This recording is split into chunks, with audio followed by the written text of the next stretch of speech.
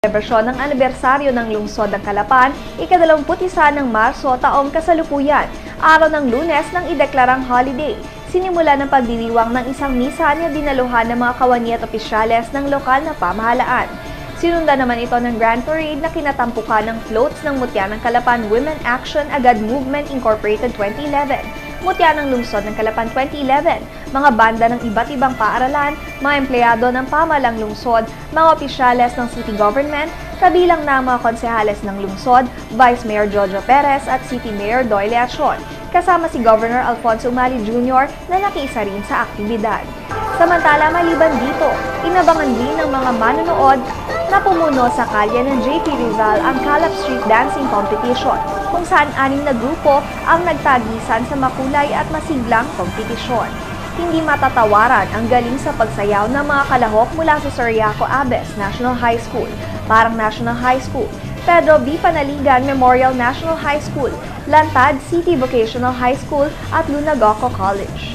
Mula sa Santo Niño Cathedral Parish, nagsayaw ang bawat grupo sa kahabaan ng JP Rizal Street, kung saan nagpakitang gila sila sa pag-indak sa saliw ng musika, suot ang makukulay na costume.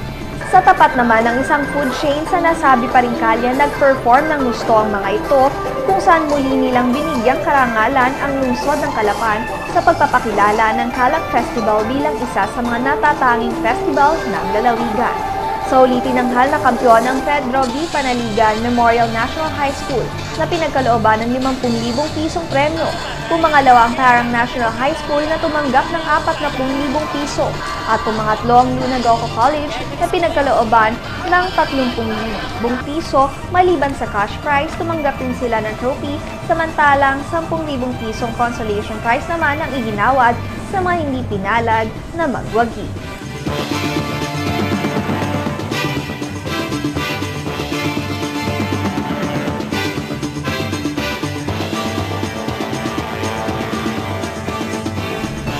Kaugnay pa rin ang selebrasyon ng anibersaryo ng lungsod. Kinagabihan naman ng 21 ng buwang kasalukuyan ng ganapin ng Mardi Gras sa kahabaan ng JP Rizal Street na dinagsan ng mga Calapeño. Maliban sa iba't ibang stalls na pinayagan ng pamahalang lungsod na magkaroon ng pwesto ng libre at makapaghanap buhay ang mga manininda dito.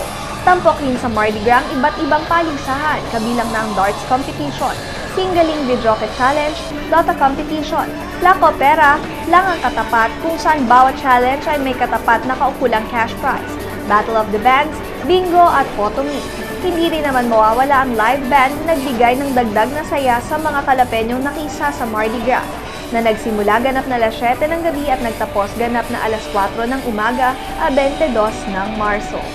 Samantala, sa kasagsagan naman ng naturang aktibidad, pansamantalang natigil ang pagsasaya ng marami upang panoorin ang grandiosong fireworks display na nagbigay ng kakaibang liwanag sa kalangitan.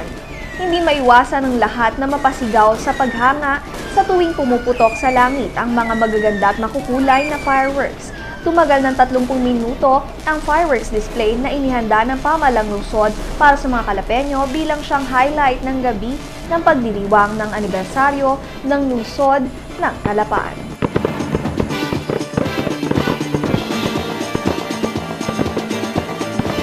At yan po ang kabuuan ng mga balitang nakalap ng Newsline staff and crew para sa araw na ito.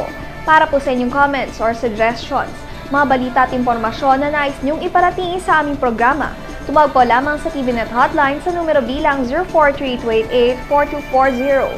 Maaari mag-log on sa www.tamaralvision.net, ang official website ng Tamaraw Vision Network Incorporated.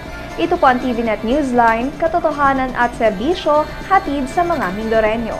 Ako po si Joanne Caterina Perez na nag-iiwan sa inyo ng isang mapayapa at magandang gabi.